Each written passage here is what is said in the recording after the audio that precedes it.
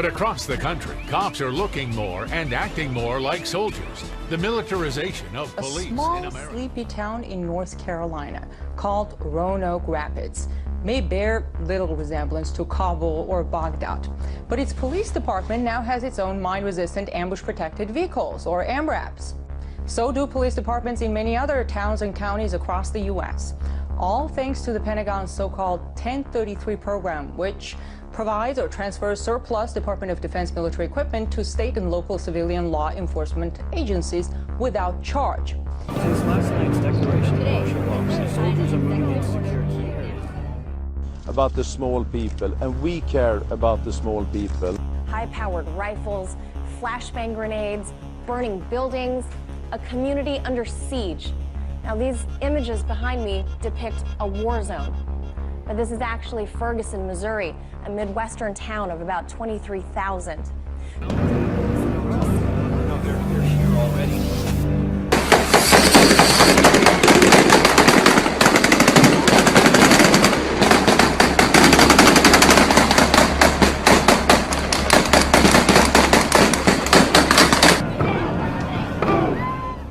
Recently, the police are trained to view the people in the communities that they're supposed to be protecting and serving as enemies. Budget cuts. Is that what this is about? Earlier this year, police searching for a drug dealer near Atlanta threw a flash grenade into a home that landed in a toddler's crib. The boy, known locally as Baby Boo Boo, had half his face and chest blown off and spent weeks in a hospital in a medically induced coma.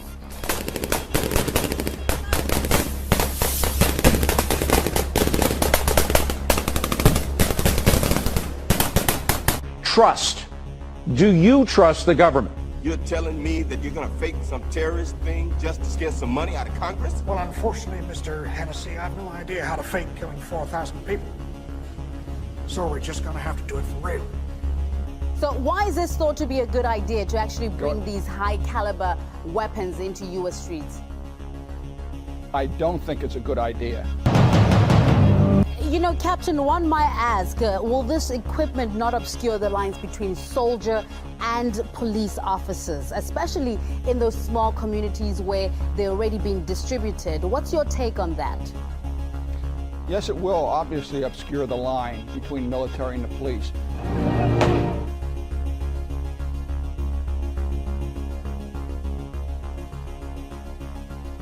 A woman in Evansville, Indiana, has sued the city's police department after its SWAT team smashed through her front door and threw flash grenades in her home just to serve a search warrant 2 years ago. The 11 officers looking for evidence after an anonymous internet post threatened the local police chief found only the 68-year-old woman and her 18-year-old daughter in the house and handcuffed them. And they didn't find any evidence in the search. City lawyers released a helmet cam video of the raid to support their argument that the force was objectively reasonable. Take a listen to the SWAT team's reaction at the end of the raid. Jeff thought you were just going to dive and lay on the floor for it. Well, I know, right? The ram hit a lot harder than I thought it would. It's just glass. 50-pound ram ain't no match for that 10-pound pan, right? It's going to be fun doing it bounced off.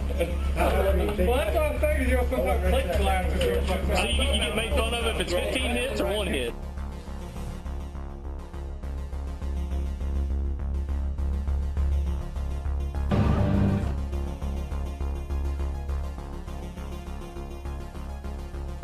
Well, some police officers have said that it's necessary to have these kind of equipment come in, especially if you're covering a protest and it gets out of hand. Police officers are sometimes injured or shot, and so they think that in some ways it is a good idea to have them there.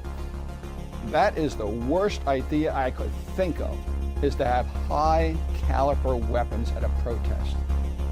Think of Kent State, where they shot so many and killed so many innocent people. And they were not high caliber weapons. Can you imagine the massacre that would take place if officers had high caliber weapons?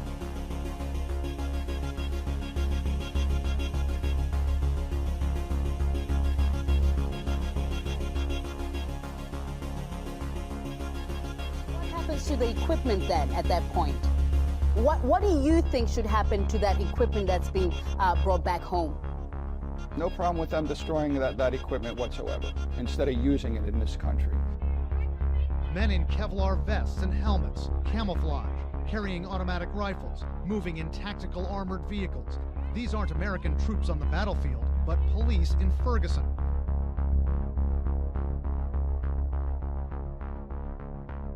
I want to let you know that corporate America is involved in this. This is a major money market. They will sell this high equipment. The repair, the maintenance for this will come from taxpayers' money. Corporate America will make billions off of this equipment.